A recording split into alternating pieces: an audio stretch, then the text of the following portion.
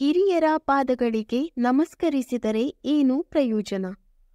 ಪಾದಗಳನ್ನು ಸ್ಪರ್ಶಿಸುವುದು ಭಾರತೀಯ ಸಂಪ್ರದಾಯದ ಭಾಗವಾಗಿದೆ. ನಮ್ಮ ಹಿರಿಯರ ಪಾದಗಳನ್ನು ಸ್ಪರ್ಶಿಸಿ ಅವರ ಆಶೀರ್ವಾದವನ್ನು ತೆಗೆದುಕೊಳ್ಳಬೇಕೆಂದು ನಿಮ್ಮ ಹಿರಿಯರಿಂದ ನೀವು ಆಗಾಗ್ಗೆ ಕೇಳಿರಬೇಕು. ಅನೇಕ ಜನರು ಈ ಸಂಪ್ರದಾಯವನ್ನು ಅಳವಡಿಸಿಕೊಳ್ಳಲು ಸ್ವಲ್ಪ ಹಿಂಜರಿಯುತ್ತಾರೆ. ಆದರೆ ಪ್ರತಿಯೊಬ್ಬ ವ್ಯಕ್ತಿಯು ತಿಳಿದುಕೊಳ್ಳಬೇಕಾದ ಪಾದಗಳನ್ನು ಸ್ಪರ್ಶಿಸುವ ಅನೇಕ ಪ್ರಯೋಜನಗಳಿವೆ. 1.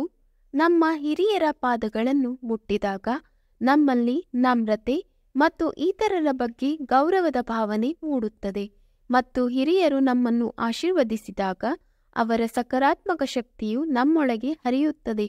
ಪ್ರತಿದಿನ ಹಿರಿಯರ ಪಾದ ಮುಟ್ಟಿ ಆಶೀರ್ವಾದ ಪಡೆಯುವುದರಿಂದ ಆಯುಷ್ಯು, ಕೀರ್ತಿ, ಶಕ್ತಿ ಹೆಚ್ಚುತ್ತದೆ ಎಂದು ಧಾರ್ಮಿಕ ಗ್ರಂಥಗಳಲ್ಲಿ ಹೇಳಲಾಗಿದೆ. 2. ಪಾದಗಳನ್ನು ಸ್ಪರ್ಶಿಸುವುದರಿಂದ ನಮ್ಮ ನಕಾರಾತ್ಮಕ ಆಲೋಚನೆಗಳಿಂದ ಮುಕ್ತರಾಗುತ್ತೇವೆ. ಹಿರಿಯರ ಆಶೀರ್ವಾದ ನಮ್ಮ ಅದೃಷ್ಟಕ್ಕೆ ಸಹಕಾರಿ. ಹಿರಿಯರಿಗೆ ನಿತ್ಯ ನಮಸ್ಕಾರ ಮಾಡುವುದರಿಂದ ಆಯುಷ್ಯು, ಜ್ಞಾನ, ಕೀರ್ತಿ, ಶಕ್ತಿ ವೃದ್ಧಿಯಾಗುತ್ತದೆ ಎಂದು ಶಾಸ್ತ್ರಗಳಲ್ಲಿ ಹೇಳಲಾಗಿದೆ. 3. ಭಾರತೀಯ ಜ್ಯೋತಿಷ್ಯದಲ್ಲಿ ನಿಮಗಿಂತ ಹಿರಿಯರ ಪಾದಗಳನ್ನು ಸ್ಪರ್ಶಿಸುವುದರಿಂದ ಅನೇಕ ಪ್ರತಿಕೂಲವಾದ ಗ್ರಹಗಳು ಮತ್ತು ನಕ್ಷತ್ರಪುಂಜಗಳು ಅನುಕೂಲಕರವಾಗುತ್ತವೆ ಎಂದು ಹೇಳಲಾಗುತ್ತದೆ. 4. ಯಾರೊಬ್ಬರ ಮುಂದೆ ಬಾಗುವುದು ಅಹಂಕಾರದ ಭಾವನೆಯನ್ನು ತೊಡೆದುಹಾಕುತ್ತದೆ. ಆತನ ಪಾದಗಳನ್ನು ಸ್ಪರ್ಶಿಸುವುದು ಎಂದರೆ ನಾವು ಆತನಿಗೆ ಸಂಪೂರ್ಣವಾಗಿ ಸಮರ್ಪಿತರಾಗಿದ್ದೇವೆ ಎಂದರ್ಥ. ಈ ಭಾವನೆ ನಮ್ಮನ್ನು ಸುಸಂಸ್ಕೃತರನ್ನಾಗಿರಿಸುತ್ತದೆ.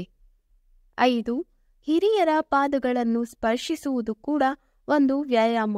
ಪಾದಗಳನ್ನು ಸ್ಪರ್ಶಿಸುವುದು ದೈಹಿಕ ವ್ಯಾಯಾಮವನ್ನು ಸಹ ನೀಡುತ್ತದೆ.